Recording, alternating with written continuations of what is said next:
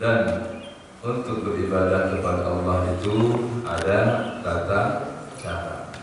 Tata cara untuk kita beribadah kepada Allah, ilmu yang barunya adalah ilmu fikih.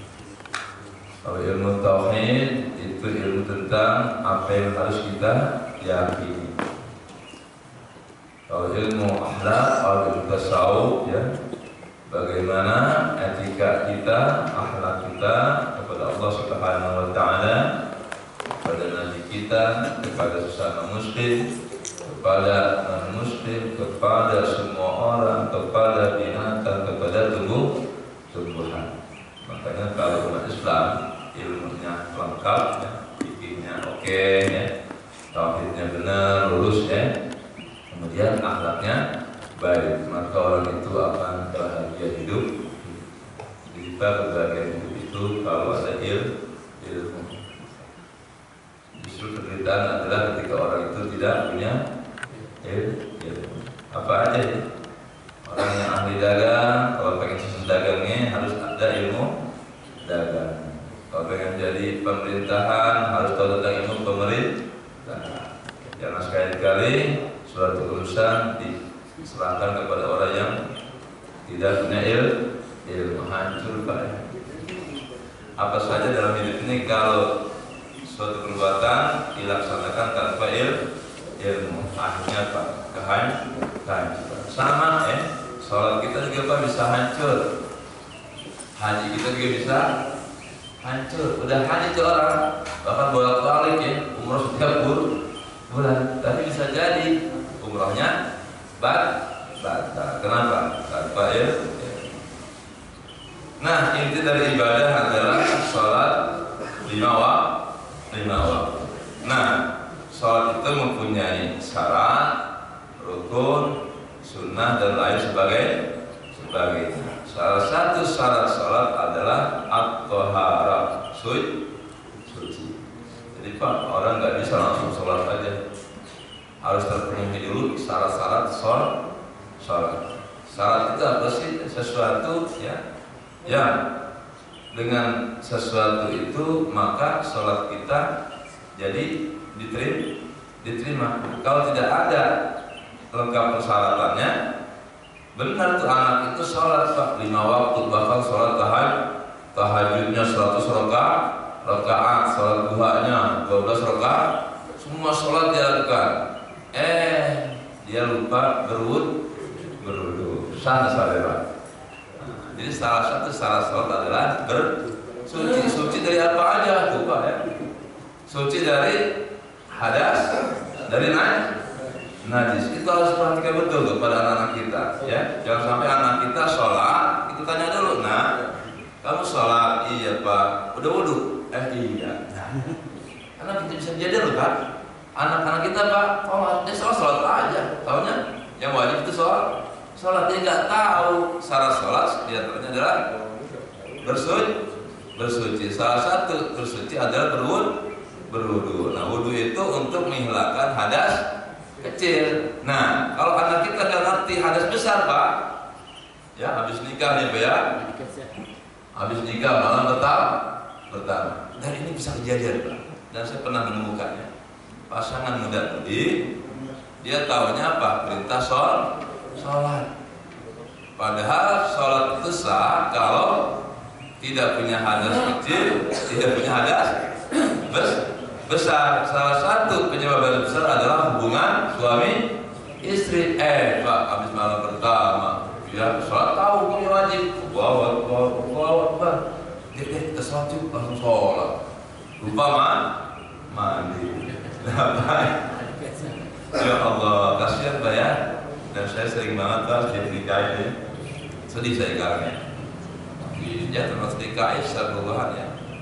Setiap habis pernikahan Pak saya tanya, Dek, sholat sehari semalam berapa kali? Itu Pak jawabannya 2. Ya. Ada pengantin kita Pak, habis nikah saya tanya berapa kali ente sholat sehari semalam? Bilangnya 2. Tanya lagi, kalau sholat maghrib berapa rakaat deh? 2 ya Pak. Ya, 2 lagi. Ini Pak realita ya. Betapa lemahnya umat ya Islam. Apa sholat berapa kali kagak tahu? Apa sholat maghrib 2 rakaat? Apa ini artinya? Ini bocah kagak pernah. Ya Allah, tolong Bapak ya, anak kita diajarkan jangan nikah sudah nikah, nggak tahu ilmu sholat. Nah, dalam bersuci, ya bersuci apa? Bersuci dari hadas dua, hadas kecil, hadas besar, dan bersuci dari najis. Sekarang kita nih mau mengkaji tentang apa yang digunakan untuk alat bersuci dari hadas dan dari najis. Makanya bahasa pertama adalah al-miyahu wa aqsanha, ya. Macam-macam air yang boleh digunakan untuk bersuci. Jadi bersuci pun harus ada cara. Air mana yang boleh kita gunakan untuk bersuci, baik untuk mensucikan hadas kecil yaitu wudu maupun mensucikan hadas besar yaitu apa? Mandi. Dan ukuran airnya kayak apa? Jangan-jangan orang yang kata ilmunya mandi aja, padahal airnya tidak memenuhi syarat. Nah, kalau airnya tidak memenuhi syarat, berarti mandinya batal, wudunya batal. Kalau wudunya batal, sholatnya batal. Kalau sholatnya batal, ayo Pak, apa terus? Pahalanya batal. Berarti rukun Islamnya hilang antum. Nah, ya, rukun Islam 5: syahadat, salat, puasa, zakat, haji. Nah, karena kalau sholatnya batal, ya neraka hukuman. Orang yang sholat tapi sholatnya batal itu dianggap tidak sholat. Kalau tidak sholat, hukumannya apa? Ma salakakum fi saqar? Apa yang membuat kalian masuk ke dalam neraka? Saqar. Lam nakum minal musallin. Dulu kami tidak sholat.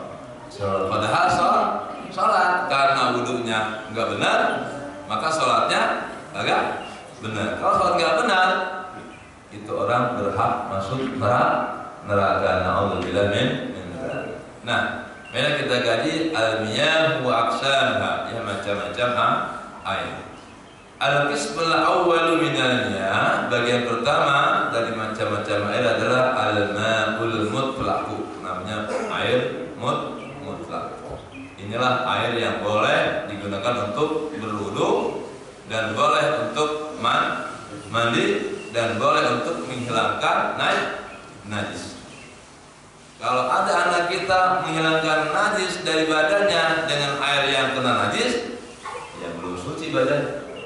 Kalau dia langsung sholat, tak sah sholat. Maka tolong ya diperhatikan betul, terutama ibu ya yang baru melahirkan ya, harus tahu ya mana macam-macam air yang boleh digunakan untuk bersuci. Wa hukmuhu annahu tahurun.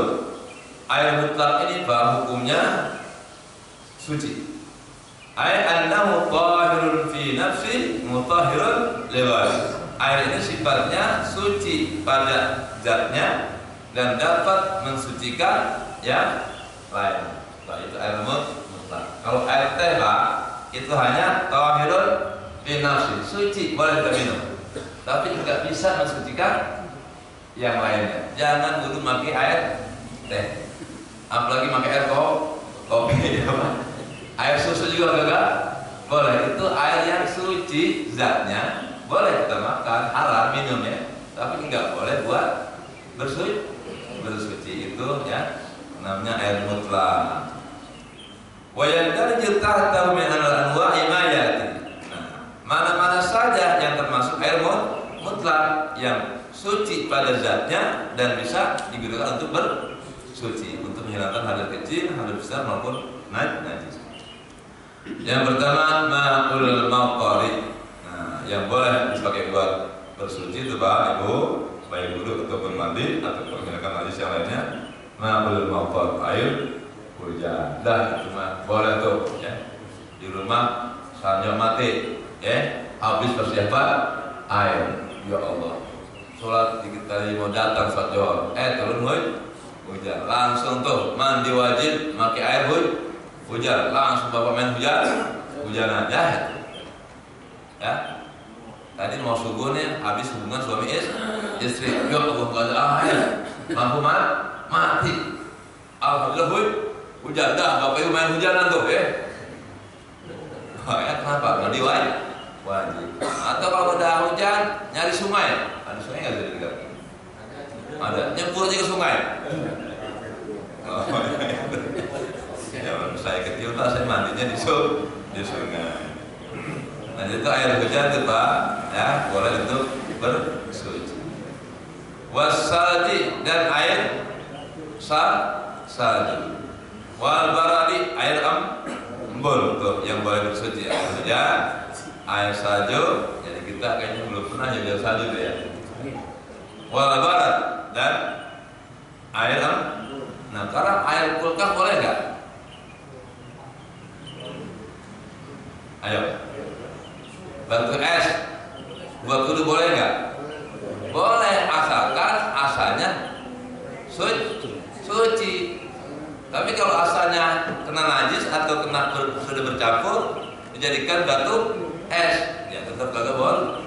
Kita lihat asal usul. Air hujan kita tajangin, kita simpan di kulkas. Wah kulkasnya ukuran masjid.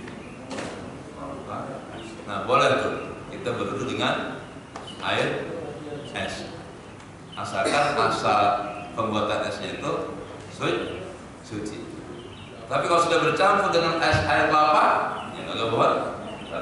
Air kelapa, bos sayang nih, habis pesta nggak habis, dimasukin kulkas. Nggak ada air buat wudu. Air kelapa nggak boleh. Mana dalilnya? Liqaulillahi ta'ala, karena firman Allah, wa yunazzilu 'alaikum minas sama'i ma'an liyutahhirakum bih. Dan Allah turunkan buat kalian hai manusia hujan dari langit, liyutahhirakum bih, agar Allah mensucikan kalian dengan air tersebut. Jadi air hujan boleh untuk bersuci dengan dalil ayat Al-Quran yang ada pada surat Al-Anfal ayat 11. Silakan dicek nanti. Wa qaulu ta'ala, dan firman Allah Ta'ala, wa anzalna minas sama'i ma'an tahura, dan telah kami turunkan air hujan dari langit dalam untuk bersuci. Pak, enak Pak, di Islam Pak. Allah menginginkan orang Islam itu apa? Suci, baik lahir maupun batin. Wali hadis Abi Hurairah radhiyallahu anhu qala, dan berdasarkan hadis Abi Hurairah qala, dia berkata, kana Rasulullah sallallahu alaihi wasallam, adalah Rasulullah sallallahu alaihi wasallam idza kabbara fis salati, apabila takbir dalam salat, Allahu Akbar, sakata hunaihatan, diam sejenak, enggak baca apa-apa ya, diam sejenak. Qabla al-qiraah, sebelum membaca yang lain. Faqultu, ya. Lalu aku bertanya, kata Abu Hurairah. Bertanyanya setelah selesai sholat. Bukan berarti Nabi tadi takbir Allahu Akbar, Nabi diam. Abu Hurairah bertanya, ya bukan, kalau gitu masa lagi sholat Nabi ngomong setelah selesai sholat. Waktu maka aku bertanya, ya Rasulullah, wahai Rasulullah, bi abi anta wa ummi, demi bapakku dan ibuku, ala aitu sukut terkabena takbir wa qiraah, mataku, aku lihat engkau terdiam antara takbir dan bacaan yang lain. Mataku, apa yang kau katakan Rasulullah di tengah-tengah diamnya itu? Allah, aku mengatakan, membaca, Allahumma ba'id baini wa baina khatayaya kama ba'adta baina al-masyriq wal maghrib. Aku baca doa, Allahumma ya Allah, ba'id baini wa baina khatayaya, jauhkanlah antara aku dan dosaku. Kama ba'adta baina al-masyriq wal maghrib, sebagaimana engkau jauhkan antara timur dan barat. salat Nabi baca ini. Allahumma naqqini minal khataaya, ya Allah bersihkanlah diriku min khataaya, dari berbagai macam kesalahan dan dosa, kama yunaqqas saubul abyadu minad danasi, sebagaimana dibersihkannya baju yang putih dari kotoran. Allahumma aghsilni min khataaya bis-sadi wal ma'i wal barad, ya Allah bersihkanlah aku dari kesalahanku dengan air es, dengan air dan air hujan dan air embun. Rawahu jamaah illa Tirmidzi. Ini hadis diriwayatkan oleh jamaah kecuali Imam Tirmidzi. Inilah hadisnya. Kalau ayat Quran tadi kan apa? Wa inna za'aikum as-sama'i ma'an yutahhirukum bihi wa anzalna minas sama'i tahur. Itu ayat Qurannya. Hadisnya ini, Allahumma aghsilni min khataaya bis-sadi wal ma'i wal baradi. Ini bab dalam fikih. Penentuan hukum itu harus berdasarkan dan dari itu, kalau enggak diambil dari Al-Quran, diambil dari hadis. Kalau di Al-Quran enggak ada, di hadis enggak ada, ya. Ijma' ulama sepakat enggak satu hal yang tidak ada dalam Al-Quran dan hadis. Sebenarnya bukan enggak ada, Pak. Pasti ada. Contoh, beras di Mekah kan nggak ada beras, Pak. Adanya gandum.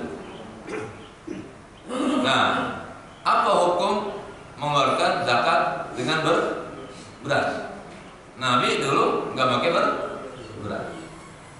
Ayat Qurannya nggak ada, hadisnya pun nggak ada.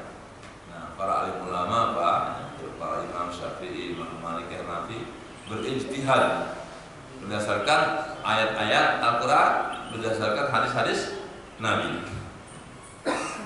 Akhirnya itulah terjadi namanya hukum qiyas. Beras dengan gandum sama-sama bahan pokok yang apa? Bahan pokok makanan pokok yang mengenyangkan. Nah, ada apanya?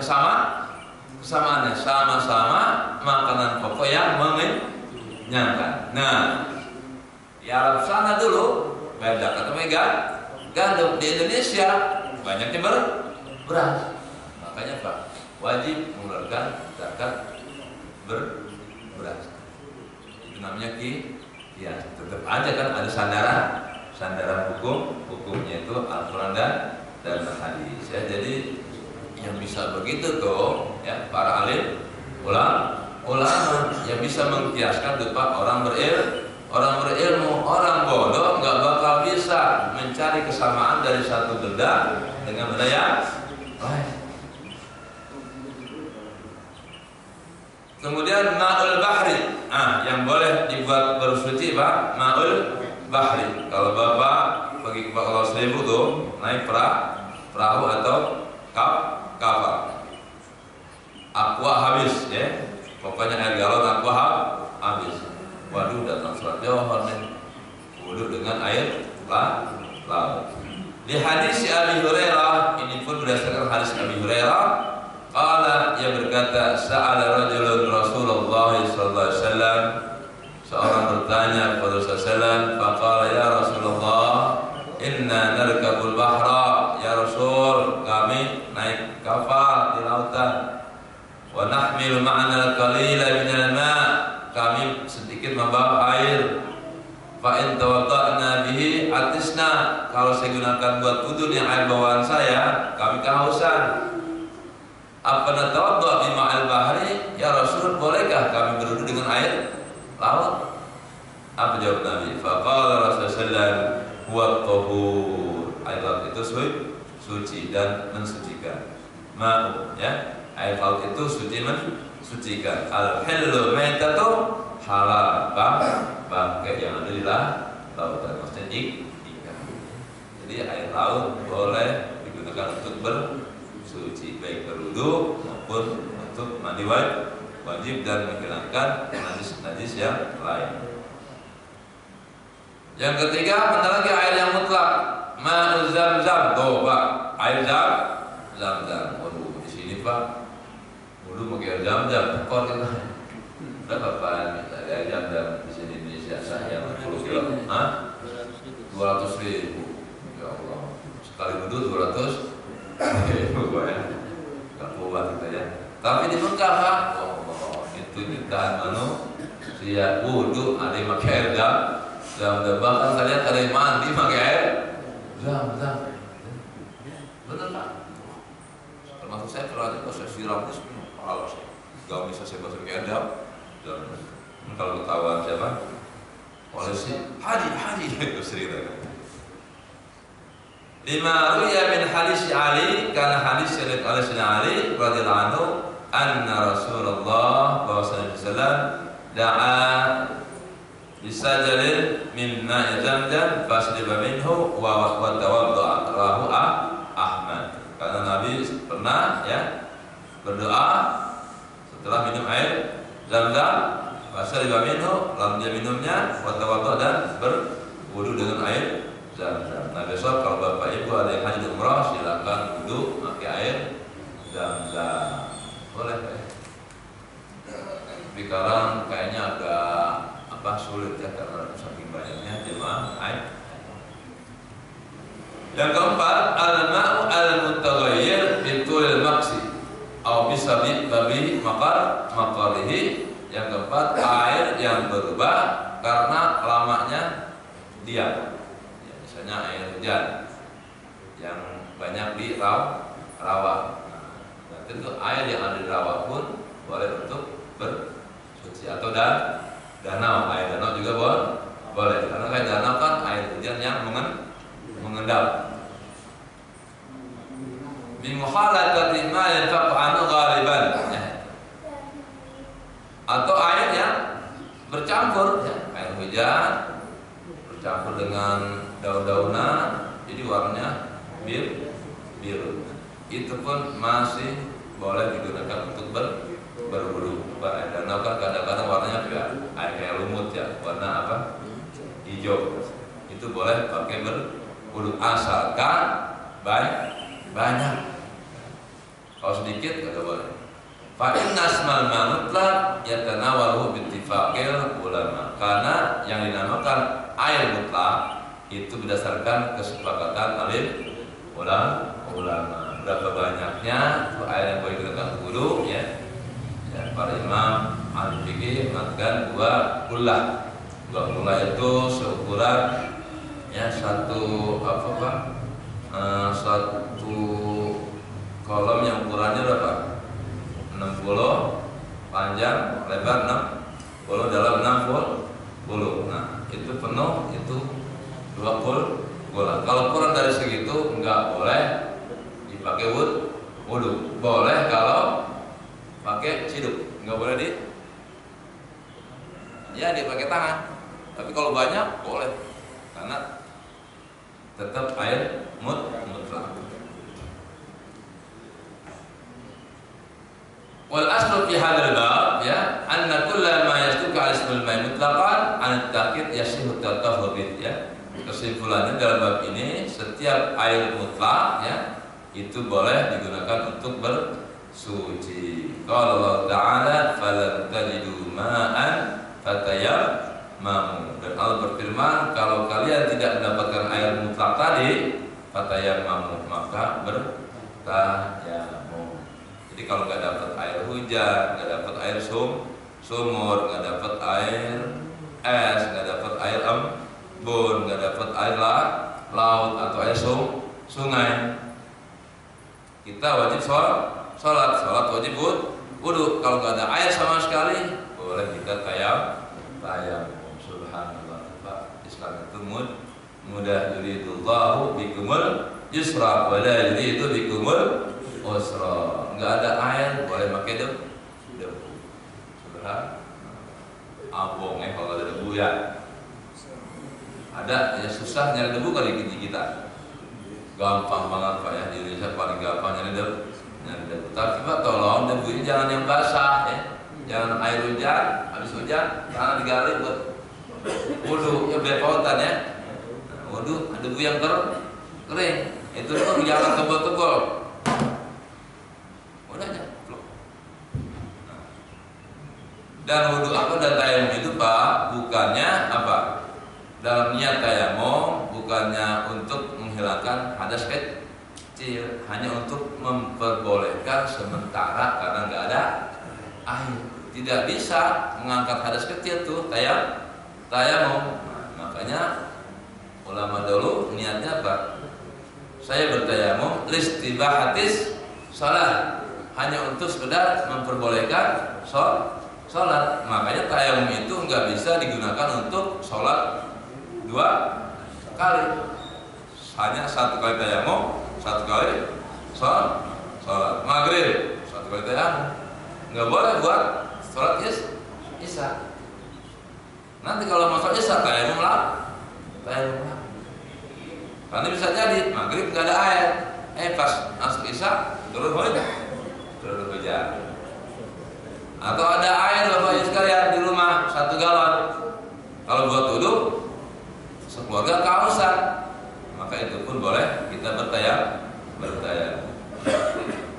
Selanjutnya al-qismu tsani al-ma'ul musta'mal, air yang musta'mal. Air musta'mal itu air yang pernah digunakan untuk bersuci. Kita wudhunya air bekas bersuci kita, itu namanya air musta'mal. Walaupun dikumpulin dan banyak, itu kagak boleh buat berwudhu. Wah sayang nih Pak, air bersuci kan banyak Pak. Bapak kumpul kalau musim panas, gas wudhu dikumpulin, kasih orang buat wudhu, nggak boleh. Air yang pernah digunakan untuk bersuci, baik untuk wudhu maupun untuk mandi wajib ataupun untuk membersihkan najis, tidak boleh digunakan untuk bersuci kembali. Wa huwa al-munfasil min a'dha'il mutawaddi wal mughtasil. Air musta'mal adalah air yang pernah digunakan untuk berwudu atau untuk mandi. Wa hukmu annahu tahurun ka'ma'il mutlaq, ya. Dan hukumnya itu seperti air mutlak, sawannya bisawain, sama saja, iktibaran bil asli, berdasarkan hukum asalnya. Haitsu kana tahuran, dia adalah suci. Nah, ini ya, dalam kitab ini air musta'mal masih boleh digunakan untuk bersuci. Tapi yang berlaku di Indonesia, ya, terutama mazhab Syafi'i, ya, air musta'mal tidak bisa digunakan untuk bersuci. Walam yujad dalilun yukhrijuhu an tahuriyatin. Tidak ada dalil dikatakan dalam kitab ini yang mengeluarkan bahwa air musta'mal itu hilang dari sifat kesucian. Berdasarkan hadis Nabi sallallahu alaihi wasallam, qalat wa ma sa'asahu mimma baqiya min wudu'in fi yadihi. Karena Nabi pernah mengusap kepalanya dengan sisa air wudhu yang ada di tangannya. Rawi Ahmad wa Abu Daud, ya, hadis ini diriwayatkan oleh Imam Ahmad dan Imam Abu Daud. Anna Rasulullah masyara sahu min fadli ma'in kana biyadih, ya. Karena Nabi pernah mengusap kepalanya dari sisa air yang ada pada tangannya. Berdasarkan hadis ini, air musta'mal pun ada yang berpendapat boleh untuk berwudu. Wa Nabi radhiyallahu anhu dari Abi Hurairah anna Nabi sallallahu laqiyahu fi ba'd Madinah, Nabi pernah mendapatkan di sebagian jalan Madinah wa huwa junubun, dan dia dalam keadaan junub. Fan khanasa minhu, kalau dia mengasihkan diri agar tidak dilihat orang lain. Fadhahaba, lalu pergi, faghtasala, lalu mandi. Semaja kemudian datang, faqala aina kunta ya Abu Hurairah? Kamu dari mana? Abu Hurairah itu dia junub. Faqala kuntu junuban ya Rasul, aku dalam keadaan junub. Faqala tu majalisaka wa ana ala ghairi tahara. Saya malu kalau saya duduk dekat engkau ya Rasul, saya dalam keadaan tidak bersuci. Itu kan, ya, orang dulu itu apik Pak. Duduk sama Nabi itu kagak mau, karena masih punya hadas besar. Zaman sekarang, Pak, ada tamu nih, kita habis hubungan suami istri. Waduh, enak aja. Masuk Pak, masuk. Padahal dalam keadaan junub. Para sahabat Abu Hurairah itu apa? Nggak mau tuh dekat sama Nabi dalam keadaan junub. Artinya apa ya? Benci Abu Hurairah kalau dekat Nabi, kosanya dalam keadaan junub.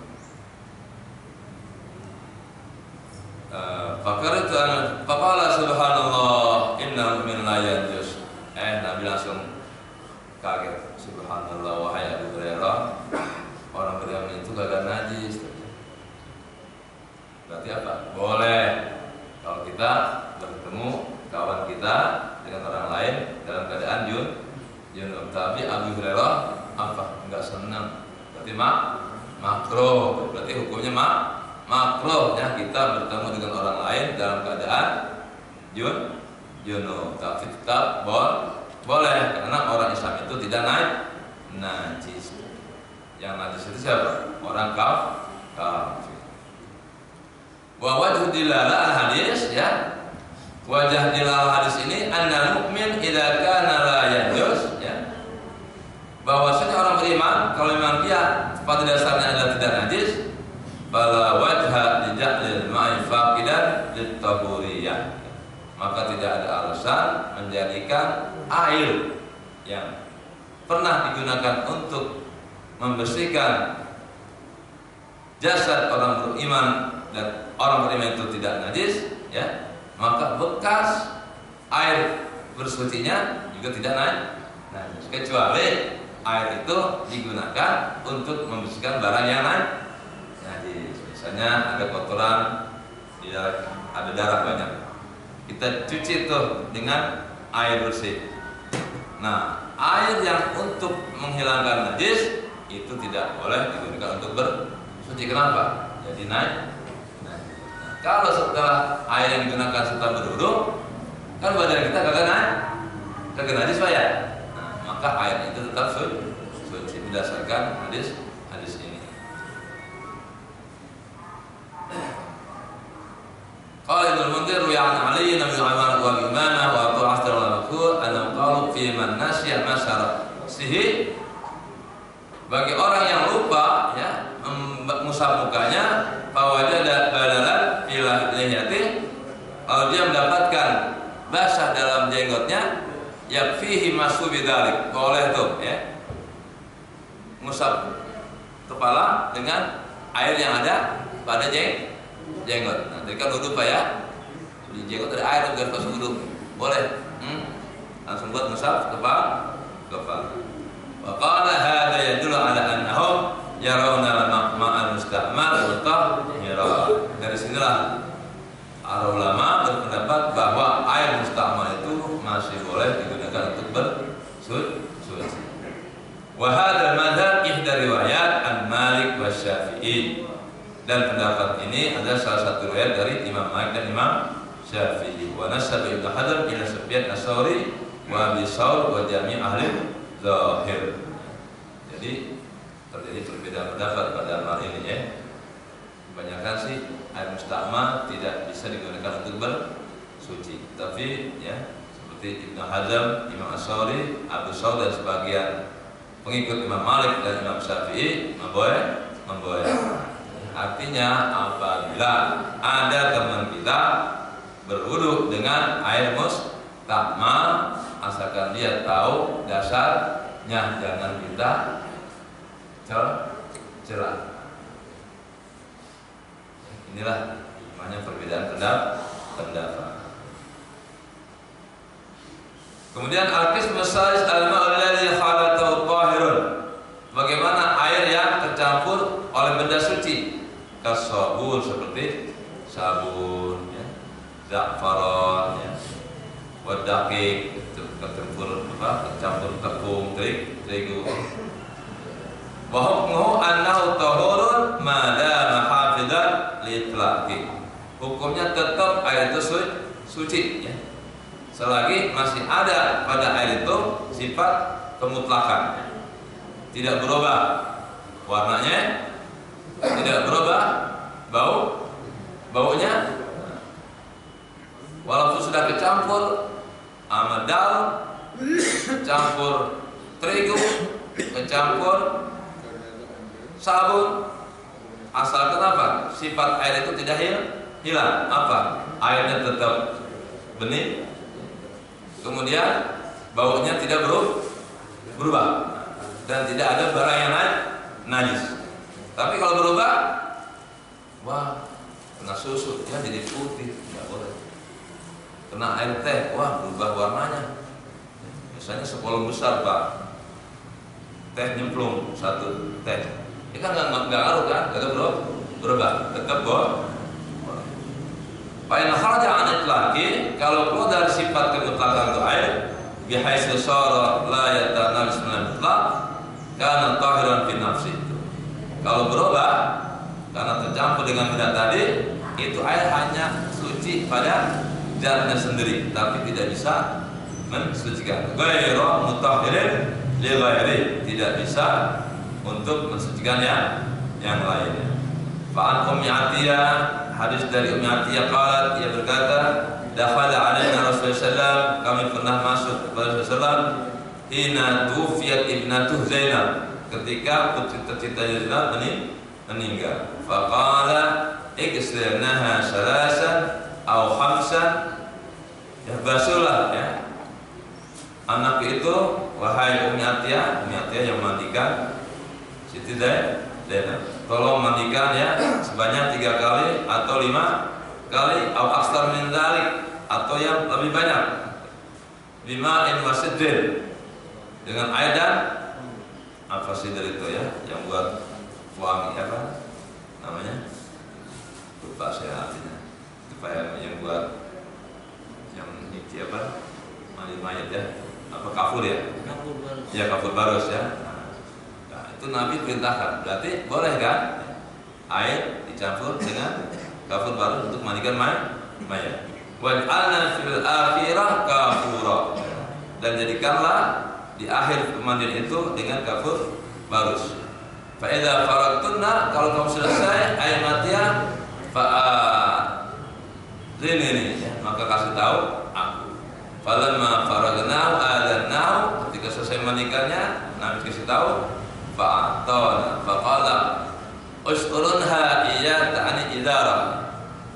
Coba sekarang kainnya dipedarkan, menutupi aurat putri, jangan sampai dilihat oleh Nabi Sallallahu Alaihi Wasallam. Ini hati ketika menganggap mayat, tolong jangan sampai laki-laki ikut-ikutan bantuin mandiin mayat perempuan. Enggak boleh Pak ya, walaupun orang tuanya Nabi itu tolong tutupin dulu ya, jangan sampai.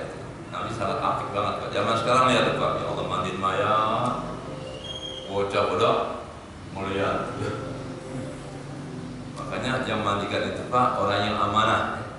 Jangan sampai aib yang ada pada mayat tersebar luas. Makanya seorang amil, baik laki-laki maupun perempuan, harus amanah betul. Jangan sekali-kali menceritakan kepada orang lain aib yang ia dapatkan pada mayat ketika memandikan. Kalau diceritakan jadi aib, udah simpen aja, jangan ada yang tahu ya, kecuali dia.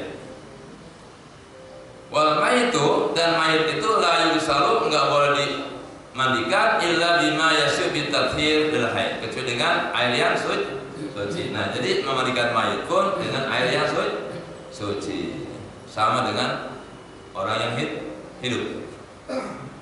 Wa inda Ahmad wa Nasai wa Hadaimah min hadits Ummi Hani anna sallam igtasala huwa wa Maimunah min inna'in wahid. Pernah ada riwayat Pak, Nabi pernah mandi bareng-bareng sama istrinya Maimunah. Pak, jadi boleh nih suami istri mandi bareng. Orang Betawi Pak, saya tanya nggak ada yang pernah. Seperti yang tahu, Nabi pernah. Ya, jadi sekali-kali Pak, Bu mandi bareng. Boleh Bang ya. Tapi pada jangan ngamalin ya, mandi bareng istri. Kayaknya Pak. Bahkan ada yang mungkin karena nggak tahu hukumnya, nggak boleh mandi. Ya Allah, jangankan mandi, tidur bareng aja, begitu bareng. Jadi Jadi orang kita Pak mandi bareng tabu ya. Nggak boleh Ustaz, ntar aurat kita kelihatan. Itu laki lo. Kalau mau orang lain kagak boleh. Tuh di kolam renang tuh Pak, jangan kita berenang bareng-bareng sama perempuan. Nah di Indonesia ada nggak kolam renang dipisah? Jarang banget ya. Jarang ada sih ya. Kolam renang yang saki ya. Kalau kolam renang biasa, di Cibubur, di mana lagi, Taman Mini, nggak ada yang dipisah Pak. Semuanya nyebur ya. Nah, makanya kalau kita mau apikkan ya jangan suka berenang ya, yang di situ ada perempuan. Kalau bisa kolam renang perempuan khusus, kolam renang laki-laki khusus. Tapi biasanya kurang laku Pak ya. Kalau kolam renang dipisah.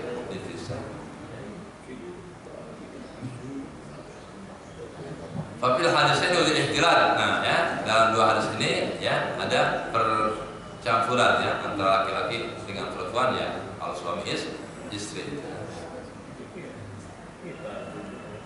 Al-qismu rabi al-ma'ul ladzi laqatun najasa, air yang terkena najis. Walau halatani, ada dua kondisi ya. Al-ula an tughayyirun najasa ta'mah aw launa aw riha. Bisa jadi air itu yang terkena najis, dengan najis itu maka berubahlah air itu rasanya, warnanya dan baunya. Jadi air mutlak kalau terkena najis ya, jadi najis. Asalkan dengan najis itu air berubah rasanya, baunya dan warna. Bisa jadi warnanya nggak berubah, tapi buat cium baunya masih ada. Itu berarti najis. Atau baunya nggak ada, tapi warnanya berubah, itu pun nggak boleh. Jadi harus terhindar dari berubah rasa, berubah warna, berubah bau. Zaman sekarang Pak, air bisa bening banget ya, padahal itu air najis, tapi bau kagak bisa hilangkan. Tikus masuk ke kamar mandi, nggak ada perubahan, Ustaz, bening banget airnya. Tapi kalau kita cium, bau banget tikus. Jangan dipakai wudhu. Atau rasanya, asin deh. Kalau air laut, asin juga boleh ya. Maksudnya air laut. Tapi kalau yang air kolam, ya, kemasukan garam banyak, itu nggak boleh. Karena asinnya bukan dari asal. Atau air 1 ember dimasukin sirup, rasanya itu pun nggak boleh pakai buat berwudhu.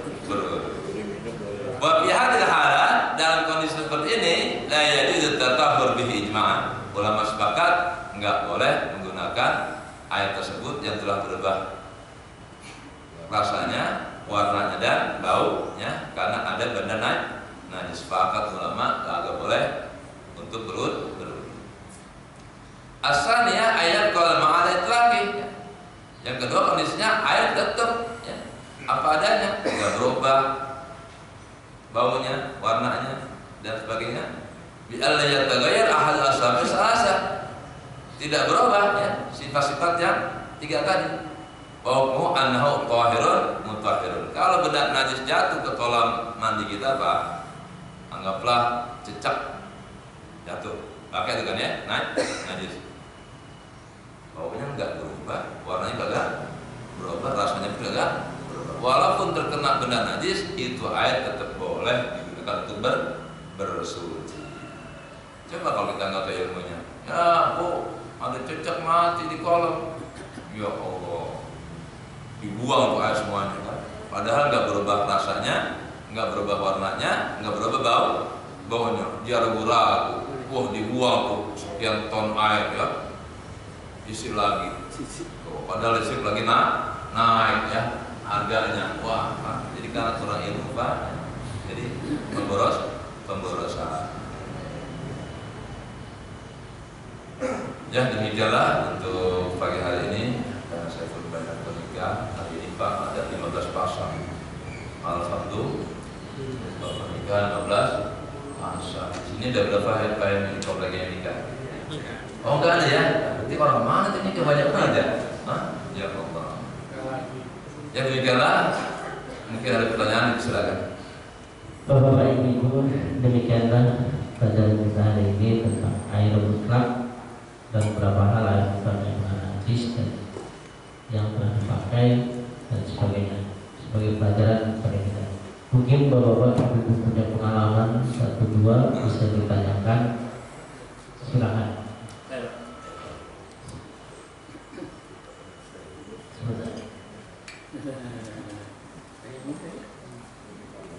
Saya mau udah Pak. Assalamualaikum warahmatullahi wabarakatuh. Ada dua pertanyaan Pak Ustaz. Pertama, kalau air itu sangat dingin, ada orang yang tidak tahan dingin, kemudian dicampur air panas, apakah itu boleh?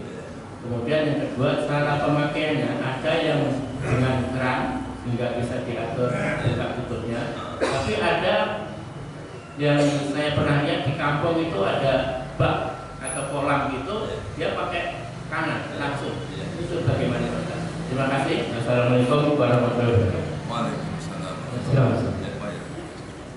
Ya, bagaimana wudhu dengan air dingin ya, karena mungkin kondisi kurang fit ya, dicampur air panas. Ya.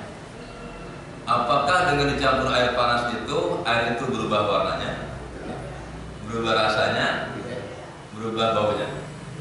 Berarti bau? Nah, gitu ya. Itu aja. Pokoknya standarnya jangankan air panas yang suci, Pak ya. Tadi benda najis nyemplung ke air yang suci. Kalau nggak berubah rasa, warna dan baunya, tetap bau. Itu tercampur dengan benda najis. Apalagi dicampur dengan yang emang asalnya benda suci. Airnya asalkan air panas suci loh ya. Airnya air suci. Kedua, air yang pakai keran. Nah itu lebih bagus ya. Kalau pakai air keran itu nggak pakai istilah kula atau dua kula. Sedikit pun kalau pakai keran itu boleh buat berwudu. Tapi kalau yang kurang dari 2 kula di kolam kurang itu nggak boleh. Dengan tangan. Dan ini pun masih terjadi perbedaan pendapat. Karena ternyata di Arab dulu jangankan nyari air 2 kula, yang sekuat itu aja Pak, Umar Muhtar itu boleh. Nanti terjadi perbedaan pendapat. Tapi yang lebih afiknya ya kalau bisa pakai gayo, jangan langsung ke tangan itu. Tapi kan tadi air musta'mal itu masih ada boleh kan? Jadi sebenarnya kita tinggal pilih aja. Ya.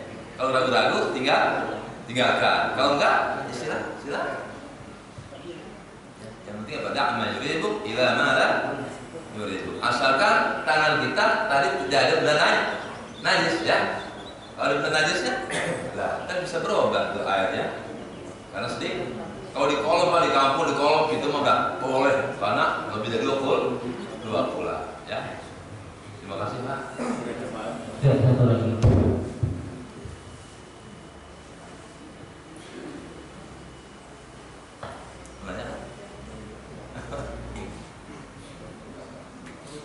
Assalamualaikum warahmatullahi wabarakatuh. Waalaikumsalam. Pak Ustaz mau nanya. Tadi kan katanya air nggak boleh berubah rasa atau bau. Warna. Kalau kebetulan air panasnya itu ada zat besinya, Pak. Iya. Itu kan ada ini ya. Iya. Itu gimana Pak? Tapi sumbernya cuma itu Pak. Apa harus gali lagi atau pasang pump apa gimana itu? Kedua kalau tadi kan kalau air yang mengendap itu ada ukurannya Pak, 2 bulan ya. Nah kalau di bak mandinya nggak nyampe 2 bulan, apakah itu nggak boleh? Apa harus pakai keran? Gitu. Sama satu lagi ini, mohon maaf pertanyaannya agak ini, biasanya. Tadi kan kalau sholat harus wudunya harus benar ya. Kalau pas kebetulan orang itu lagi enak badan, lagi masuk angin lah gitu. Mohon maaf, dia terus suka kentut gitu ya. Dia baru dulu menit 2 menit, mohon maaf kentut. Terus baru serakaat kentut lagi. Apa itu harus wudu terus? Apa itu dimaklumi? Ya, terima kasih. Kejadian di masyarakat kan, ya itulah pentingnya kita tahu ya ilmunya. Yang nggak tahu ilmunya kan kamu nanya ilmu aja kan. Bisa jadi pengalaman kita masing. Bisa-bisa ini pertanyaan pengalaman si penanya. Terima kasih. Yang tadi pertama bagaimana kalau air wudhu yang mengandung zat besi. Nah, untuk yang air seperti ini makruh. Tetap boleh buat wudhu, tapi makruh. Seperti air yang al-musammas, air yang terkena sinar matahari itu mengandung zat besi. Kalau airnya itu di bejana apa? Yang bejana apa? Tembaga atau besi. Nah, karena kena sinar matahari itu besinya kan bisa keluar tuh karat. Nah, itu makruh karena bisa berbahaya untuk kesehatan. Itu boleh tapi makruh. Nah, kalau masih bisa cari lagi air yang lebih bagus. Kalau nggak ada lagi kecuali itu pakai yang itu. Nah, kedua, orang yang kentut terus menerus ya. Semua ulama sepakat kentut membatalkan wudhu. Ya wudhu lagi. Nah. Tapi kalau emang benar-benar tuh orang sampai seharian, tapi kan nggak ada Pak ya. Ada nggak yang seharian itu terus? Tahan mas, wajib tahan. Wudhu, yang penting buat tahan. Boleh ditahan, karena kentut membatalkan wudhu.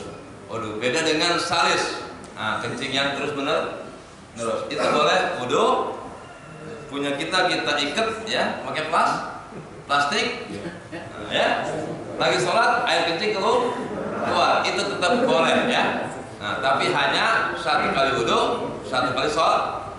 Nanti pas masuk waktu sholat lain wudhu lagi. Dan ini pernah terjadi pada kiai saya. Kiai saya itu punya penyakit beser Pak. Saya kaget, itu kiai kok ada tali plastik lehernya. Ternyata Pak, buat ngikat kemaluannya Pak ya. Kembali ke plastik. Oh iya, di imam. Tapi dia ketika mati di imam, ketika isya wudhu lagi. Nah, seperti itu ya. Ada itu pertanyaan yang lain? Oh ya Mbak. Nah itu ya terjadi perbedaan pendapat. Kalau Imam Syafi'i harus 2 bulan. Tapi selagi ada yang membolehkan, boleh kita pakai pendapat ya. Pak, kalau ada ikhtilaf nih, ada yang membolehkan, boleh kita pakai. Tapi kalau mau apik, ya. Yang penting apa? Dak mayribu ila mala yuri. Atau ketika mau hidup dengan tangan, kita niatkan tangan kita adalah sendok. Niatkan ketika mau langsung keluar dokter, kita niatkan tangan kita apa? Hidup. Itu pun masih ada yang memperbolehkan. Jadi pada fikih ini Pak, ada pendapat. Kayak haji deh ya. Kalau haji hanya satu pendapat, ribet Pak. Di sini umpamanya biasa laki-laki bersama perempuan batal. Di sini biasa sholat laki-laki perempuan dipisah. Di Mekah Pak ini dipisah, bini kita bisa hilang. Nah makanya di Mekah banyak yang suami istri. Jadi di sini perlunya wawasan yang luas dalam masalah ya. Yang demikian nampaknya waktu sudah habis. Mari kita akhiri dengan bacaan kafaratul majlis. Subhanakallahumma wa bihamdika asyhadu an la ilaha illa anta astaghfiruka wa atubu ilaika. Assalamualaikum warahmatullahi wabarakatuh. Alhamdulillah. Demikian Bapak dan Ibu, satu umat kepada para jamaah ikut talaki kelas A di malam lahirannya dan di malam Bang Isa dan kelompok B boleh hadir untuk menyimak dan mendengarkan. Dan kita akhiri dengan sama-sama bacaan hamdalah dan kafaratul. Alhamdulillahirabbil alamin. Subhanallahi wa bihamdihi asyhadu an la ilaha illa anta astaghfiruka wa atubu ilaik. Assalamualaikum warahmatullahi wabarakatuh. Mohon maaf jika ada kesalahan untuk acara ini. Ya Allah. Sallallahu masih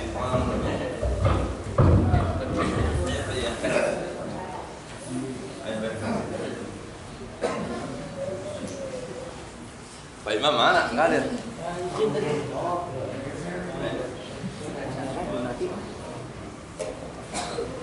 Belum dimatiin.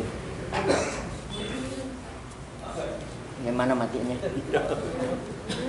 Oh, no, mana?